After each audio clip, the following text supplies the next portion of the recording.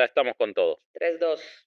De Culiacán a Buenos Aires hay 8.330 kilómetros de distancia. A México y Argentina nos separan al menos 6 países, sin contar nunca a Uruguay. Esta mexicana y ese argentino somos diferentes en un montón de cosas, pero hay algo que nos une durísimo. Las dos creemos que todo lo que decimos merece ser escuchado. Y por eso estamos hoy aquí, para contarles de los héroes, las heroínas, los villanos y los momentos populares. Se fijan cómo cada vez se va ampliando más a 8.000 kilómetros de distancia. Hola, ¿qué tal? Yo soy Carolina Hernández. Y yo soy Vasco y si vinieran a Patreon y escucharan las cosas que decimos antes de que empiece esto, entrarían los muy fanáticos de herejes, entrarían en una crisis de ansiedad, crisis de orfandad, pero también se escucharían declaraciones insólitas como que hay gente que extraña café con tachas, algo que ni los que lo hacían lo extrañan, pero hay gente que sí. Muchas gracias a los Patreons que nos acompañan en la grabación y ustedes saben que pueden suscribirse y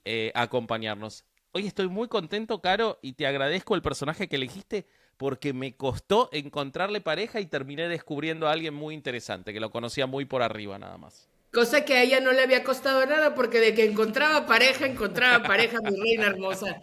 Ya sabrán de qué vamos a hablar. Eso, exactamente. ¿Cómo andás vos? ¿Bien?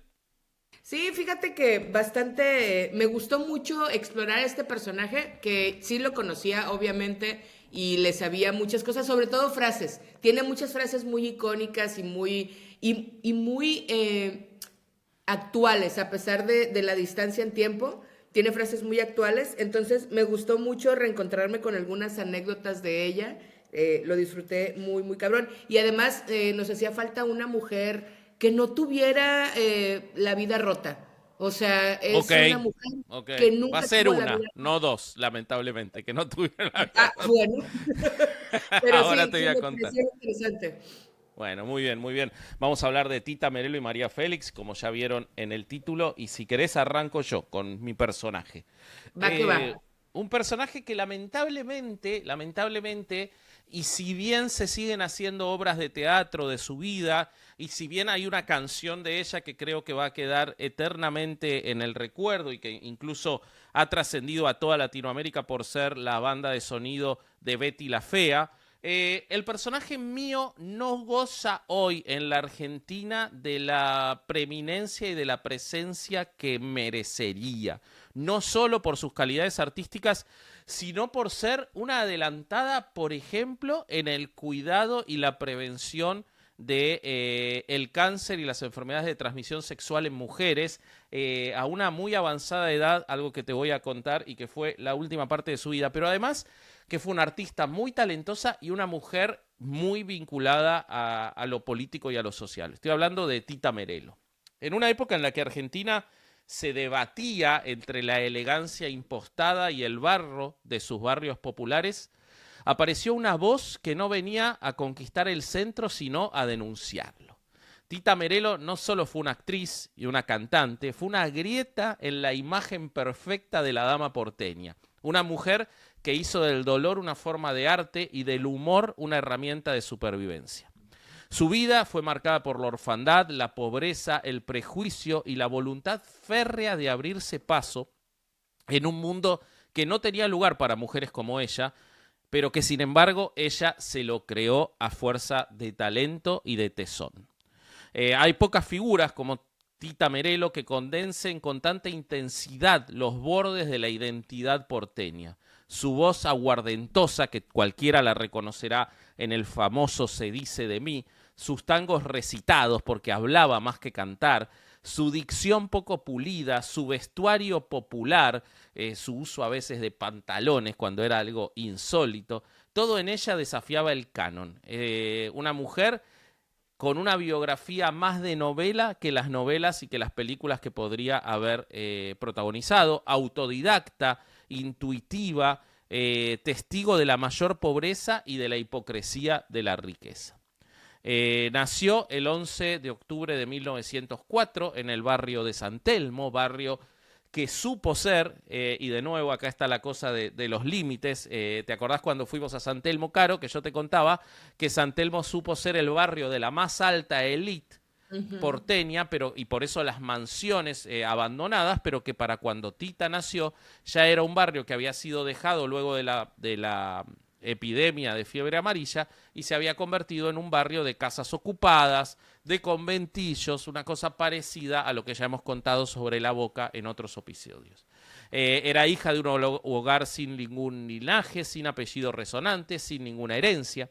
Su padre, Santiago Merello, era un obrero inmigrante genovés, había llegado a Buenos Aires buscando un trabajo, buscando un porvenir mejor que el que le ofrecían los muelles y la pobreza de su ciudad natal. Se estableció entonces en el sur de la ciudad y se casó con otra italiana, Ana Spada, mujer muy joven, muy frágil, también italiana, que apenas sabía leer, el padre no sabía leer y escribir, y cuya vida estaba marcada por el silencio y la resignación en esas parejas, donde la violencia muchas veces no terminada de expresar en los puños, pero que quedaba muy latente, era el día a día. La única hija que tuvieron fue a Laura. Vivían en una habitación de conventillo, como les decía, en San Telmo, con la pobreza de miles y miles de familias obreras de esa zona, en un contraste con la riqueza enorme que se veía cada vez más en el sur de la ciudad, en un momento en el que Argentina era uno de los 5 países más ricos del mundo, riqueza que por supuesto no estaba distribuida. Cuando Tita tenía apenas 4 años, el padre murió de una enfermedad de la que morían los pobres, tuberculosis. Ana, la madre, no tenía trabajo, no tenía una red familiar y quedó totalmente desbordada. No podía alimentar a su hija. Escucho al corsario cuando cuento estas cosas, ¿no? Siento la voz del corsario en los relatos de que infancia. les dije que las infancias son importantes. Y tuvo que entregarla a un asilo. No fue un acto de crueldad, sino un acto de desesperación, como la propia Tita reconocía, quien jamás le guardó rencor y recordó siempre esos años de su madre con mucha ternura. Pero también, por supuesto, con mucha tristeza. Tenían un vínculo intermitente, la madre seguía visitándola, pero no podía hacerse cargo de ella. Nunca pudo reincorporarla a su casa, ni siquiera cuando las dos ya tenían trabajo. En sus memorias y en las entrevistas televisivas de sus últimos años, Merello nunca le dio una identidad idealizada a la maternidad. Recordaba a su madre como una mujer derrotada por esa vida de la maternidad, como muchas otras a quien el sistema le exigía maternidad y luego las expulsaba sin hacer ruido. La ausencia de un padre y la distancia con la madre le construyeron una identidad como hija de nadie, quien luego ella transformaría en bandera. No tuvo ninguna figura protectora y eso marcó un carácter totalmente imponente. Nadie iba a decirle a Tita Merello lo que tenía que hacer. Recordaba esos años con mucha rabia, nunca ocultó que se crió sin zapatos, que comía cuando podía, incluso en el asilo, y que su único capital era ese orgullo, el orgullo que para otros podría haber sido una ruina, para ella era un motor. Solamente pudo hacer los primeros grados de la escuela, apenas sabía leer y escribir, pero lo aprendió de adulta, mientras ya estaba en escenarios cantando tangos. Pero eso nunca la avergonzó, para ella era su discurso público. Reivindicaba su ignorancia como un síntoma de un país desigual, país que la había parido y la había expulsado de chiquita. Y su ascenso era la demostración de que esa dignidad no te la daba la educación, no te la daba nadie, había que ganársela. Debuta en el mundo del espectáculo sin ningún padrino. Empieza como bailarina de fondo, era una chica muy atractiva, aunque no de una belleza tradicional. Nadie va a ver una foto de Tita Merello, incluso de joven, y va a decir que era hermosa para los cánones, mucho menos de esa época. Tenía rasgos masculinos, tenía un rostro serio en general, pero sin embargo era muy atractiva. Estaba en teatros de variedades, teatros de revistas, teatros donde el cuerpo femenino era expuesto con descaro y donde la inteligencia no le importaba a nadie. No sabía cantar, no sabía actuar, pero tenía una presencia, una mirada dura, un andar sin afectación, una manera de hablar muy directa y sin eufemismos que la diferenciaban de cualquier vedette. Y así tuvo su primera oportunidad en el Teatro de Teatros para la revista y el espectáculo más popular, que era el Maipo, teatro que todavía existe y sigue siendo maravilloso. Era el corazón de la revista porteña. Empezó a hacer monólogos y canciones habladas. No tenía una gran voz, pero se hacía escuchar. A diferencia de otros artistas que ofrecían belleza o acrobacia, Tita ofrecía el relato. En cada tango que recitaba había una vida, en cada gesto una historia. Su repertorio se componía de tangos populares, algunos con letras consideradas indecentes por la moral de la época. Tita no solo los interpretaba, los defendía como parte del sentir popular, como una literatura del arrabal que merecía el mismo respeto que la literatura elevada. Me imagino que conocés la canción, que como decía era la con la que se iniciaba Betty la Fea. Lamentablemente en esa novela no la cantaba Tita Merello, la versión de Tita Merello es mucho mejor, la que dice: se dice que soy fea, que camino a lo malevo, que soy mala y que me muevo con un aire superior, que parezco un dinosaurio, que la nariz no me ayuda. Bueno, esa, se dice de mí, una canción en la que ella dice todas sus desvirtudes para después decir: ¿y a mí qué me importa? Yo soy lo que soy, y soy así. Bueno, el salto al cine se dio con papeles menores en películas mudas, pero fue recién en los 30 y 40 cuando comenzó a consolidarse como actriz de carácter. En 1942 hace la película Los Isleros, del gran director argentino Lucas de Mare. Era la época de oro del cine argentino. E interpreta a una mujer, sorpresa, rústica, pobre y sufrida, pero llena de dignidad. O sea, hace de Tita Merello. Era un papel totalmente a contramano del estereotipo femenino del cine de ese momento. Recordemos que más o menos para la misma época, hace un par de episodios, hablamos de los papeles que hacía Mirta Legrand, ¿no? Bueno, esto le valió respeto de la crítica e identificación con gran parte del público. Era una mujer golpeada por la vida que seguía de pie. A partir de allí hizo más de 30 películas, entre ellas grandes éxitos como La Morocha, Pasó en mi barrio, Filomena Marturano, muchas que la consagraron como símbolo del cine popular argentino. Las clases trabajadoras iban a ver las de Tita Merello. En paralelo, su carrera como cantante también toma vuelo, graba muchos tangos clásicos, Llamarada Pasional, Milonguera, Se dice de mí, en un estilo que rechazaba por completo la sutileza técnica. Lo que se exaltaba en sus tangos, y si los escuchan se va a notar, es la expresividad. Casi que hablaba, era una voz áspera, hacía silencios dentro del tango. Los puristas la odiaban, mi abuelo la odiaba, pero a ella no le importaba. Siempre dijo que prefería conmover antes que agradar. Su figura se va ganando ese lugar incómodo en el espectáculo argentino. Era popular, pero no era domesticable. Era querida, pero era temida. Era capaz de llenar un teatro, pero después desaparecer porque se había peleado con el empresario de turno. Rechazó más papeles que los que aceptó. Nunca actuó un papel en el que ella no creía. Y así su carrera tuvo altibajos que no debería haber tenido alguien de tanto éxito. Pero Tita no negociaba. Prefería el silencio a la concesión. Y por eso, incluso cuando la industria la dejaba de lado, el público la seguía reconociendo como una figura propia. Tiene un gran amor que se le recuerda con una figura que alguna vez haremos episodio, que fue durante muchos años y probablemente hasta que llegaron los modernos, Ricardo Darín y otras figuras, o Alberto Olmedo, el gran actor argentino que fue Luis Sandrini. Tuvieron un romance muy intenso y con un desenlace muy doloroso. Se conocieron a mediados de los 30, cuando ambos compartían escenario. Él ya era un actor reconocido y ella la figura en ascenso. Tuvieron durante más de 10 años una relación intensa de admiración mutua y con muchas diferencias de temperamento.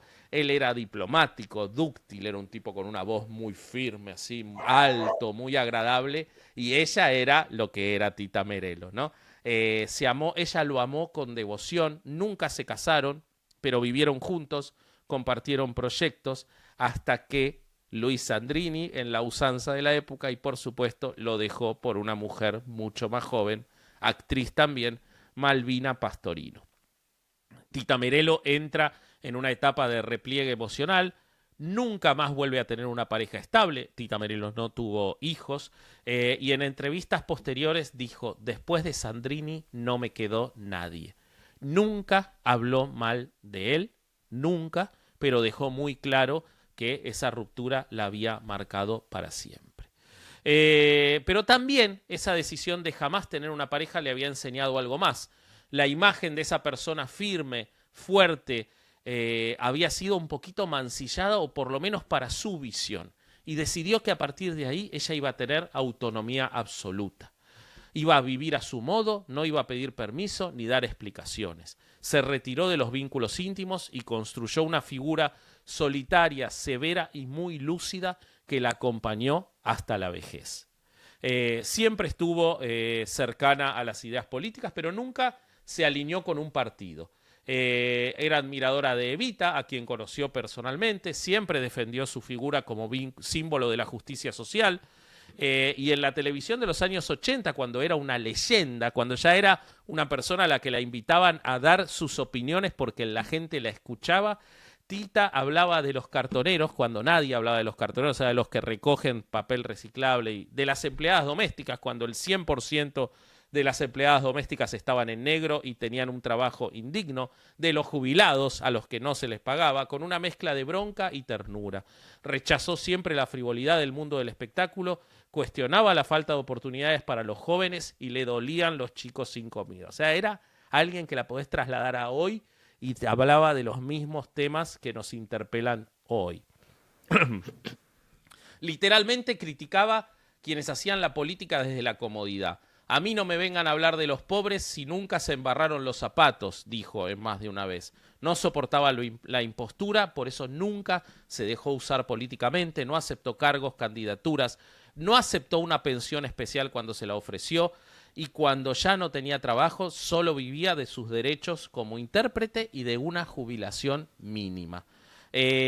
No permitió que nadie la usara, ni siquiera la dictadura. Durante la dictadura se alejó por completo de los medios oficiales, no colaboró en ninguna obra ni acto cultural del gobierno militar.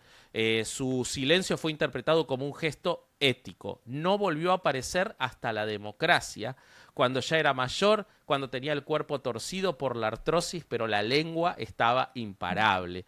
Tita aparecía, por ejemplo, en el programa de Mirta Legrand, o en canales muy populares como Crónica TV, el de las placas de Papoteate y todas esas cosas, siendo la conciencia de un país que había perdido la brújula en el medio del menemismo.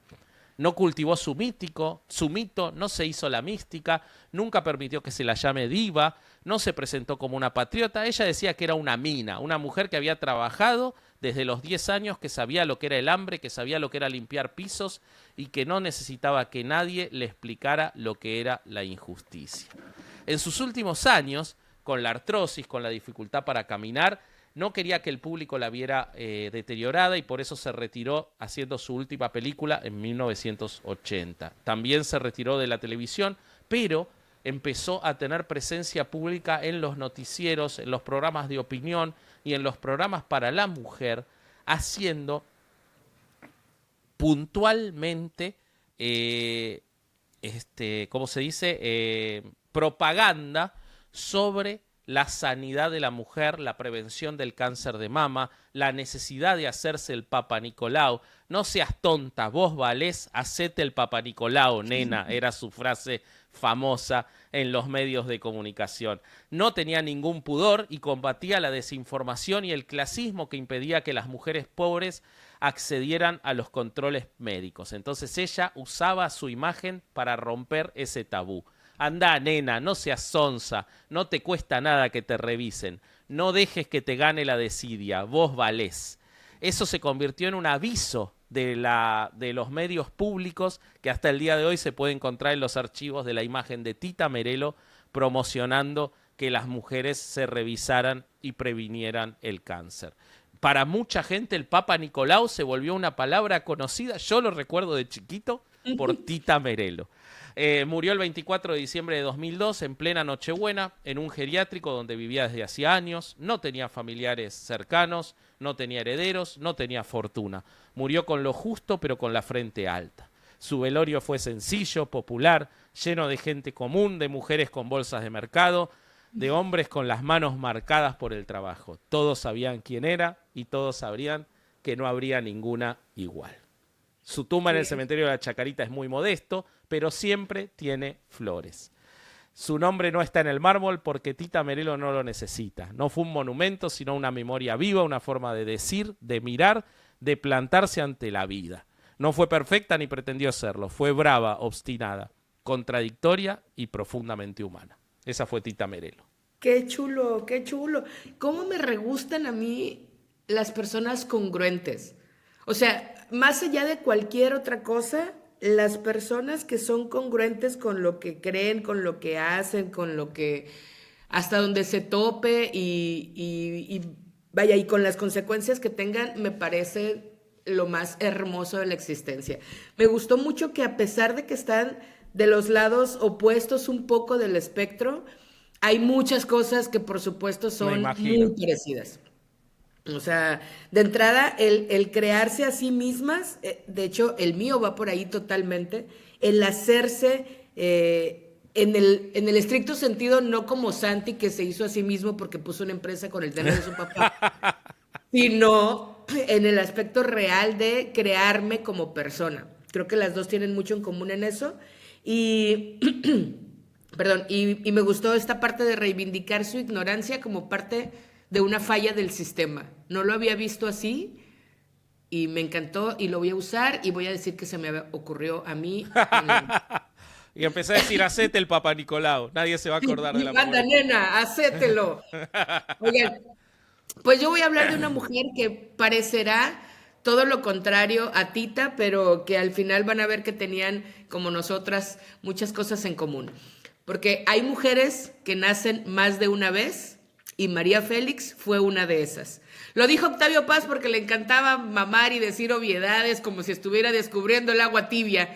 Pero María Félix, dijo él, nació 2 veces, cuando sus padres la engendraron y otra cuando se inventó a sí misma.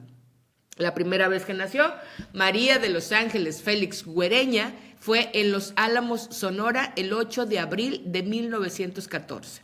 Su madre, Josefina Güereña, era una mujer devota, católica, abnegada y sumisa que había sido educada en un convento de monjas en Los Ángeles, California. Bernardo Félix, su padre, era un hombre temperamental, férreo y dominante. Tenía ascendencia yaqui, de los indios yaquis, y fue militar y político durante muchos años. Sus padres se casaron en 1901 y tuvieron 12 hijos. María fue la cuarta, una niña de trenzas apretadas y mirada altiva y con un caballo que la entendía mejor que nadie. Nunca tuvo buena relación con sus otras hermanas, comenzando por su diferencia física. Todas sus hermanas eran rubias, como su mamá, y ella había heredado la belleza yaqui de su padre. Pero además, quienes la conocieron dicen que disfrutaba mucho de aficiones que no eran propias de su género, alejada por completo de cuanto se esperaba de una niña. Ella no aceptaba mandatos que no vinieran de su propio corazón. Su infancia transcurrió con bastante dignidad porque a pesar de que no eran ricos, tampoco tuvieron las grandes carencias. Durante sus primeros años mantuvo una estrecha relación con su hermano Pablo, que era 2 años mayor que ella. Pero fue tanta su relación tan cercana que sus padres los separaron pensando que pudieran envolverse en una relación incestuosa. Así que mandaron a Pablo al heroico Colegio Militar de la Ciudad de México. Cuentan que esa decisión marcó un antes y un después en la propia relación, pues fue clave para transformar su cercanía natural en una especie de amor imposible marcado por la distancia y por el tabú. Ella decía de Pablo, era un dios de guapo, moreno, con el pelo rubio veteado por el sol y un lunar junto a la boca idéntico al mío. Cantaba y tocaba la guitarra como los mismísimos ángeles. Al verlo con su uniforme militar, yo pensé en buscarme un muchacho como él, que tuviera su piel y sus ojos, pero que no fuera mi hermano. Era una tontería, porque el perfume del incesto no lo tiene otro amor. ¡Wow! Lo decía para enardecer a todo mundo y porque un poco lo creía. María Muy nunca regio de su parte, ¿no? Claro, y en esos tiempos estamos hablando de los 20. María nunca pidió permiso para existir como quería. María se imponía. Su infancia fue dura, pero por su carácter rebelde e independiente. Sus estudios los complementaba con el hábito de la lectura. La biblioteca de su padre fomentó en ella el interés por la historia de México, la literatura y el ejercicio de la memoria. Décadas después, con aquellos libros, integró una de las 3 bibliotecas que tenía en sus muchas casas. Cuentan que de pequeña era sonámbula y la guiaba solo su instinto de conservación. Su misteriosa intuición para no sufrir percances ni toparse con la mala fortuna, un poco como en la vida. También era tartamuda y también se le quitó. A principios de la década de los 20, la numerosa familia se mudó de Álamo, Sonora, a Guadalajara, y María quizá vivió ahí la etapa más feliz de su vida. Vivió en el Andador Coronilla 33, donde actualmente hay un restaurante y un café que preserva sus fotos y algunas pinturas. En 1924 hizo su primera comunión con un sacerdote al que años después lo acusó de tratar de besarla en la sacristía. Fue expulsada de un colegio de monjas porque no tenía vocación religiosa, pero además dicen que su juvenil belleza le atrajo simpatías anormales, así decía su mamá, con los curas tentones, y ella, para sorpresa de nadie, no se callaba y los denunciaba a todos. A los 15 años fue coronada reina de belleza estudiantil en la Universidad de Guadalajara, te quiero mucho UDG, y tuvo muchos novios. Muy joven aún, en 1931, cuando tenía 17, aceptó el matrimonio de Enrique Álvarez Alatorre, un vendedor de la firma de cosméticos Max Factor. Se dice que lo hizo sobre todo porque buscaba alejarse del yugo paterno. En 1934 nació su único hijo, que nació de gemelos, pero el otro murió, el también actor Enrique Álvarez Félix. En ese mismo año, en el 34, María escuchó por primera vez en la XCW un programa que se llamaba La Hora Íntima de Agustín Lara, y cuentan que le dijo a una de sus hermanas: con ese hombre me voy a casar. En 1937 la tragedia llegó a su vida. Pablo, su hermano, fue encontrado muerto en el Colegio Militar de Popotla. La versión oficial fue que se había suicidado, pero María siempre sostuvo la creencia de que había sido asesinado. Años después, por cierto, se confirmó, o por lo menos se abrió la duda a que probablemente sí hubiera sido asesinado, aunque la investigación nunca quedó concluida del todo. Para ella el golpe fue brutal. Entonces su matrimonio comenzó también a desbaratarse, no por la muerte de Pablo, sino porque empezó a ver la vida con otros ojos. Enrique le fue infiel y en venganza ella también le fue infiel con Paco, un muchacho guapo y culto que era su vecino. Le dijo: los dos podemos hacer lo mismo, Enrique, y así se siente. En 1938 descubrió que su marido padecía una enfermedad de transmisión sexual y entonces ahí dio por terminada su relación. En el divorcio, él se llevó a Enrique, al hijo, que apenas tenía 1 año, pero María peleó hasta que consiguió llevárselo con ella a Navojoa. Allá, el escarnio social por ser divorciada y madre soltera en ese momento la obligó a irse a la Ciudad de México. Una vez en Ciudad de México, consiguió un empleo como recepcionista en la consultora de un cirujano plástico y vivió en una casa de huéspedes. Un día, el padre de Enrique la visitó a la capital y básicamente secuestró al hijo y se negó a devolvérselo, llevándoselo con él a Guadalajara. María le juró que algún día sería más influyente que él y se lo quitaría de nuevo. Un día, caminando por el centro histórico de la Ciudad de México, Fernando Palacios, quien era director y productor de cine, la vio parada mientras ella observaba un aparador y se quedó maravillado ante su belleza. Se le acercó y le dijo: usted podría ser actriz. Ella, con el aplomo que siempre la caracterizó, le dijo: ¿actriz yo? No, señor, yo nací para ser estrella. A partir de ahí, ella ni siquiera quería ser actriz, ni estrella, ni nada, pero era esa oportunidad de contestarle a cualquiera. Gabriel Figueroa, un gran fotógrafo, le realizó las primeras pruebas de fotogenia en un formato de 35 milímetros. Ahí recibió la propuesta de llamarse artísticamente Diana del Mar o Marcia Marís. Y por supuesto que la rechazó categóricamente, asegurando que ella era María Félix y que con eso era suficiente. Y sí era spoiler. No tardó mucho en ingresar en plan estelar al cine mexicano. En 1942 debutó en la película El Peñón de las Ánimas de Alfredo Zacarías, sin experiencia artística, pero con una voluntad de acero y un deslumbrante, por supuesto, rostro y una personalidad avasalladora, y apoyada por un cuadro de actores que ya eran famosos. La cinta pues fue un gran éxito en taquilla. El protagonista de esa cinta, el protagonista masculino, era Jorge Negrete, quien en ese momento ya era famoso, pero peleaban todo el tiempo. Él la maltrataba, o sea, la maltrataba verbalmente y le decía que tenía una gran carencia de cualidades artísticas. Dicen que le dijo un día: tengo una curiosidad, ¿con quién se acostó usted para que le dieran el estelar? Y la doña le contestó: usted tiene más tiempo que yo en este negocio, ¿no? Así que usted debe saber con quién hay que acostarse para ser una estrella. Ese desencuentro culminó 10 años después en lo que fue llamada la boda del siglo, pero luego vamos a eso. Ese mismo año viajó a Los Ángeles para conocer el mundo de Hollywood, un mundo cinematográfico que jamás le interesó profesionalmente. Fue vetada, de hecho, de Hollywood porque nunca quiso aceptar papeles de india sumisa o de sirvienta. María prefería ser una diosa en México que una criada en el extranjero. De eso decía: no te sientas mal si alguien te rechaza. La gente normalmente rechaza lo costoso porque no puede pagarlo. En 1943 filmó Doña Bárbara. No actuó, simplemente fue ella, una mujer que no se disculpaba por ser brava, por querer, por mandar. De ahí viene el mote de la doña. Ella era la Doña Bárbara. María se empezó a consolidar como una devoradora de hombres y como una estrella fílmica mexicana con mayor personalidad. En el estreno de Doña Bárbara la presentaron formalmente con Agustín Lara, y cuando el compositor la vio le dijo: ¿usted qué es lo que hace aquí? La actriz recordó en una entrevista que, como contestona que siempre fue, le dijo: yo estoy aquí porque me da la gana, no sé por qué me pregunta usted una cosa como esa. Y a partir de ahí comenzó un extraño romance que no estuvo exento de drama. En 1944, Agustín fue justamente quien le ayudó a recuperar a su hijo Enrique. Y después de eso, en el 45, en diciembre 24, o sea, el mero día de Nochebuena, se casaron en su casa de Polanco. Durante su luna de miel en el Hotel Papagayos en Acapulco, Lara le obsequió el himno al amor eterno y más hermoso que hayan escuchado jamás, María Bonita.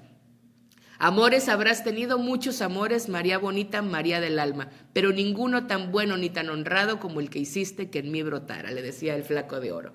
Se dice que el hecho de que María gozara de gran fama y popularidad no era del agrado de Agustín, quien era muy celoso y siempre mostró su peor cara con sus celos enfermizos. Una vez incluso se cuenta que en un arranque de locura le disparó con un arma, pero María esquivó la bala tal cual y no logró herirla, pero así de violenta era la relación porque Agustín era muy, muy celoso. En 1947 finalmente se separaron.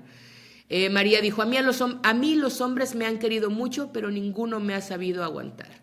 Unos años antes habían adoptado, aunque no de manera formal, pero habían adoptado a que la habían cuidado, a Rocío Durán, que era una pequeña que Agustín conocía porque era hija biológica de la actriz Chabela Durán, con quien el compositor tenía una gran relación de amistad. ¿Por qué te cuento esto? Pues nada más como dato, porque 10 años después de que se separó de María Félix, Agustín Lara fue a casarse con esa mujer, con Rocío, que además tenía 17 años y él tenía 60.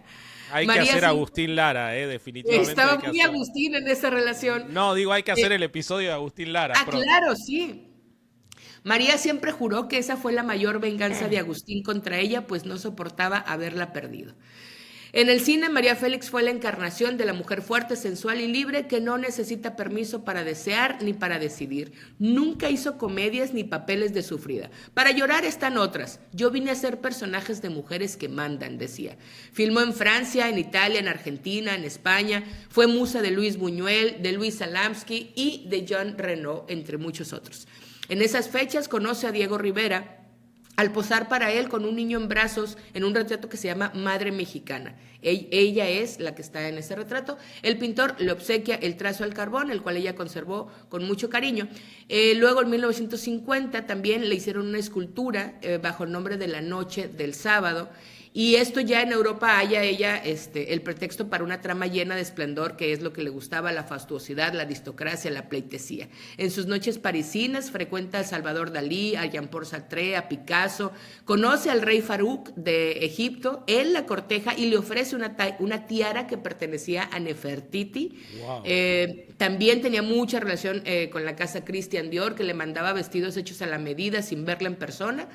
y trajes que le quedaban como guantes. Cartier, la firma joyera más importante, le diseñó una colección de joyas inspirada en reptiles, serpientes y cocodrilos solo para ella.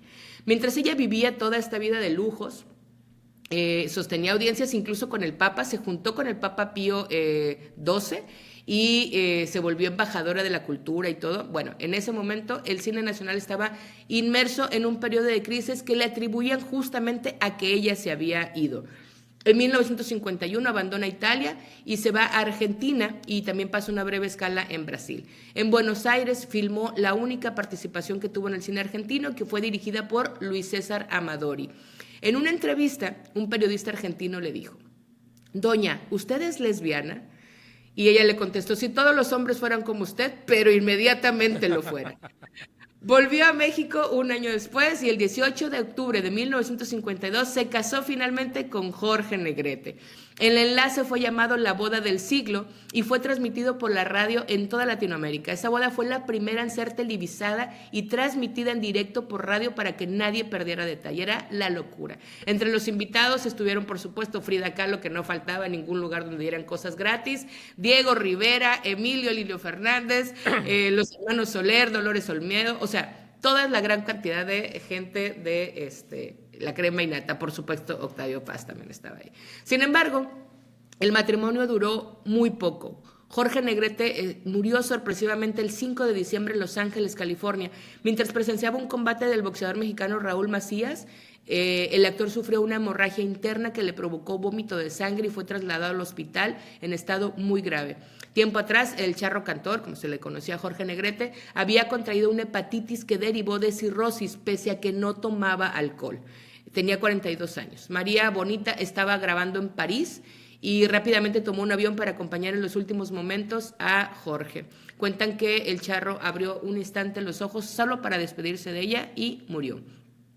María regresó a París completamente destrozada y en 1956 finalmente rehizo su vida con el empresario francés Alexander Berger, con quien duró casada 18 años hasta que él murió.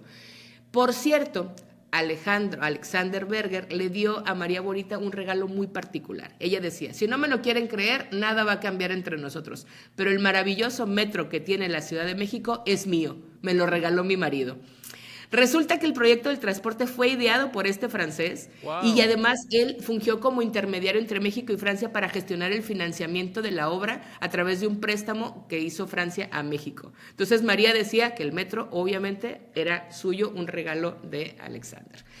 María tuvo de todo: su cercanía con Dior, la Casa Hermes de París, era un ícono de la moda internacional. Leonora Carrington le pintó un tríptico surrealista que se llama El sueño de sirenas y después le hizo un cuadro de gran formato que se llama La maja del tarot.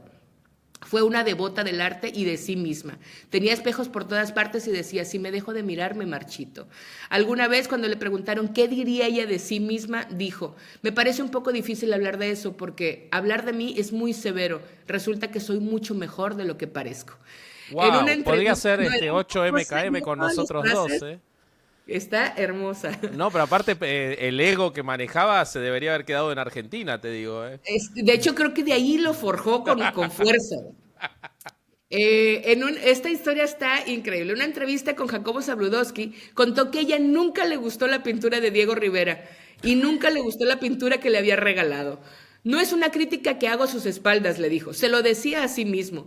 Imagínate los Diegos Rivera que yo tendría y los Frida Kahlo que yo tendría si a mí me hubiera gustado su pintura. Diego me pintó desnuda con una bata de encaje. Yo quería que me pintara de teguana, pero me dijo que era muy vulgar y no quiso. Entonces me pintó como él quería, casi desnuda. Como estaba enamorado, pues entonces me pintó así. Ese retrato lo quería para una exhibición en el Palacio de las Bellas Artes. No se lo presté, porque no quería que me vieran desnuda. Me dijo que me dijo de todo y me insultó y hasta un año después me volvió a hablar. Pero un día estaba un albañil trabajando en la casa y vi el cuadro y le pedí que pintara de blanco la parte desnuda. No. Y así está el original de Diego Rivera con un albañil que estaba muy asustado, pero que al final de cuentas le quitó lo desnudo con pintura de la casa. ¿Por qué? Porque ahora está mejor. Imagínate. La quiero mucho. De ella se dijo todo, que era soberbia, ambiciosa, calculadora, devoradora de hombres, pero la realidad es que era una mujer adelantada a su tiempo que no encajaba con una época en donde ellas callaban muchas cosas y donde la sociedad de doble moral imperaba. Fue, como dijeran los poetas, un relámpago que desgarra las sombras. A lo largo de su carrera participó en más de 45 películas y se posicionó como el ícono latinoamericano. El 8 de abril del 2002, María Félix murió como había vivido, con precisión de leyenda, el mismo día que había nacido, para cerrar un ciclo perfecto. México la despidió con un homenaje en el Palacio de Bellas Artes, en el que largas filas de admiradores fueron a darle el último adiós. Pero la doña no se fue, porque las mujeres que nacen más de una vez no se van nunca. Esa fue María Félix. Hermoso, me encantó. Era, y tiene muy parecidas, boluda, muy parecidas. Muy parecida, o sea, desde los dos lados, ¿no? Sí, viniendo de lo humilde o sea, la mujer tenía que imponerse.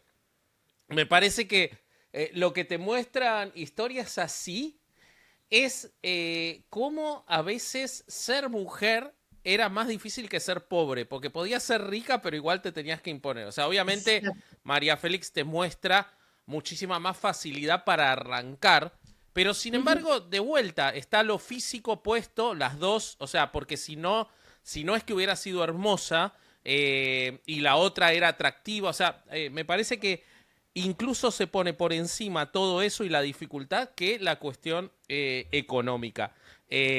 Obviamente no estoy dejando de ver que seguramente muchas mujeres de dinero tuvieron vida más fácil que muchas mujeres pobres, ¿no? Por supuesto, claro. Pero hablo para el mundo del espectáculo y en comparación de estos dos personajes. Pero la personalidad, el decir yo solo voy a hacer estos papeles porque yo solo me encuentro cómoda con esto, porque yo soy esto, la potencia de María Félix. Yo estaba convencido de que era un nombre artístico.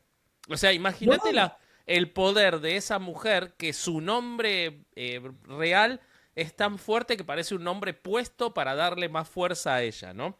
No, a mí me costó mucho dejar fuera cosas porque entre más encontraba, porque sí, obviamente la conozco, pero no conocía mucho su vida a detalle. Y encontraba cosas que no podía, decía, es que esto tiene que entrar, esto también, le pasaban como muchas cosas, pero creo que en las frases encuentras la esencia de su personalidad. Tenía respuesta para todo, era muy ágil, muy inteligente. Yo sí creo que se construyó un poco este personaje. Obviamente tienes que tener ya de nacencia esta fuerza, pero se lo construyó para salir adelante y todavía ya muy mayor. Fue un programa de Verónica Castro, el que hablábamos cuando hablé de Juan Gabriel. Sí. Y ahí dijo cualquier cantidad de frases que todas son una joya, y una que dice, si quieres dejar a un hombre, investígalo. Porque si lo investigas lo vas a dejar. Si no lo quieres dejar, entonces no lo investigues y déjate de cosas.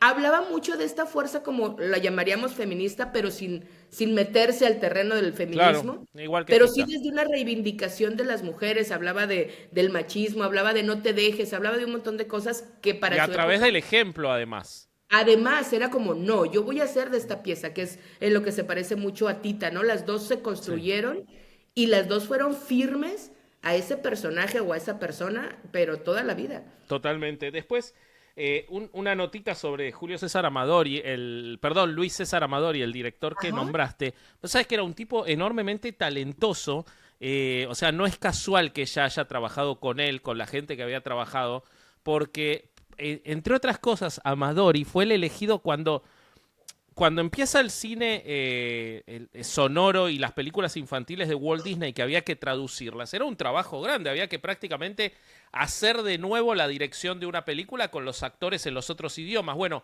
Walt Disney en persona lo elige a Luis César Amadori para que dirija la traducción al español, que se hacían acá en Argentina, no se hacían todavía en México, de Blancanieves, de Pinocho, de Fantasía, de Dumbo, creo. O sea, las primeras películas de Disney, el director en español que todavía subsiste fue Luis César Amadori, un tipo que podría haber tenido una carrera mucho más grande, pero estaba muy vinculado con el peronismo, y un par de años después que filma con ella, lo prohíben por haber sido, por estar asociado al peronismo, pero un tipo muy interesante. La película era La Pasión Desnuda, que creo que no lo dijiste. La película que hace con Amadori es La Pasión Desnuda, que todavía hoy es un clásico por el director, pero también, por supuesto, por María Félix. Y después espectacular que quiero hacer la historia de Negrete ahora, quiero hacer la historia Agustín Lara. de Agustín. De Lara ya tengo con quién, con Discépolo. O sea, de Lara Sí. ya te adelanto que tengo con quién emparejarlo. Bueno, nada, me encantó. En fin, está buenísimo y de nuevo aparecen más coincidencias acá. Un Patreon, Alberto, está diciendo qué bien eligen los paralelos. De verdad que en este no lo teníamos tan claro. De hecho, Sí, había no. 3 candidatas, pero salió bien, salió bien. Pero a mí por eso me gusta tanto los paralelos así cuando nos cuestan trabajo incluso, o cuando no creemos que sean tan parecidos, porque lo voy a decir cada programa. Cada quien lo hace por su cuenta, no rebotamos ideas, no decimos por aquí, o sea, te digo quién es el personaje como para que puedas construir a partir de ahí, pero siempre encontramos un montón de afinidades más de las que parecería, incluso en la disonancia como aquí, que parecería que las dos están muy lejos una de otra, hay muchas más similitudes y la neta, al final de cuentas, esa es la profundidad de estas historias y que van hacia ese lado, ¿no? A contarnos cómo creemos que somos tan diferentes y en el fondo la naturaleza humana es bien básica. Sí, totalmente, totalmente. Bueno, excelente, me encantó. Y muchas gracias a los Patreons que están acá hablando en el chat, muy entusiasmados. Recuerden que si quieren participar en las grabaciones de 8MKM, se suscriben al Patreon de Herejes el podcast y participan y después les queda el episodio completo sin ningún corte, aunque extrañamente creo que es la primera vez que no cortamos No nada en este cortamos, episodio. Salió ajá. todo seguido este episodio. Pero bueno, ahora nos vamos a quedar, o yo me voy a quedar charlando un poquito con los Patreons, así que eso también quedará grabado. Bueno, Caro, ¿algo más? No, nada más recuerden, vayan a la página de Herejes en YouTube, compartan, comenten, pongan like y cuando vayan a comentar digan específicamente que están ahí por 8MKM, Aparecen, no ¿eh? por otra Ya cosa, porque aparecen, es ya lo que nos aparecen. mueve. Y también escúchenos en Spotify que vamos muy bien. Yo no he podido encontrar el ranking, o Ah, sea, es no sé porque dónde sos una persona encontrarlo. muy mayor. Ahora después te explico cómo. Ahora después te Muy, y explico. por más que le puse, no supe. Entonces yo asumo que estamos entre los primeros 15. Sí, yo creo que Déjenla. sí. Yo creo que sí. No me fijé, pero Y creo que sí. pues, bueno, nos vemos. Nos vemos pronto cuando completemos de nuevo estos 8000 kilómetros con nuevas historias que demuestran que en el fondo no somos tan distintos como incluso nos gustaría. Vámonos. Adiós.